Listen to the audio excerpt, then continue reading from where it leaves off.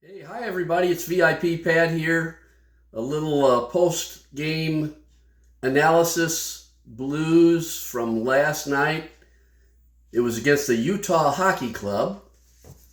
Blues won 2-1, so they've stopped the losing streak.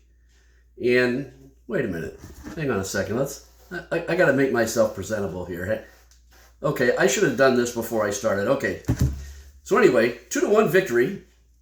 I think I said prior to the game yesterday that the Blues had to play a simple game, and they, in fact, did play a simple game. They simplified their process. They did have two big differences from the previous game against the Avalanche, where they got blasted, crushed, 5-0. Colton Parayko was not in the lineup against the Avalanche. He was sick. And he was in the lineup last night. He affects every part of the game. He rushes the puck out. He's great defensively. He plays on penalty kill and the power play, all of which they excelled at last night. I don't believe they had a power play goal, but in any case, the penalty kill was big last night, very big. The other change was Kyrou moving back up to the top line with Thomas and Bucci. Obviously, they had the game-winning goal on an incredible pass from Robert Thomas to Kyrou, who buried it. And that was the winning goal.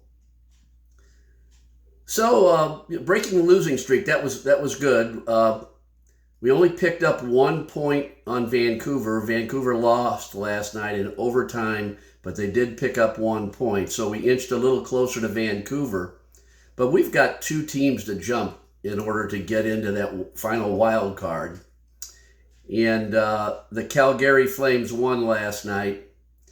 So we're still in a spot where, unless we go on some sort of run where we win 4 in a row or 5 out of 6, or some sort of sustained effort with points every night in regulation against teams ahead of us. It's an uphill climb, absolutely uphill climb. There are 6 home games, 3 this week. There's the Four Nations break, and then there's 3 right after the Four Nations break. I think by the time those 6 games have passed, we'll have a good idea of whether the Blues are going to make it to that final wild card spot or not. We need to jump 2 teams. The hill is very high to climb.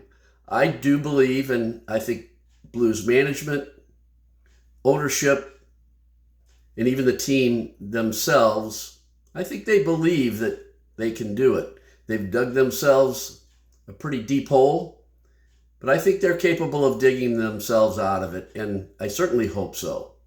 Let's go Blues!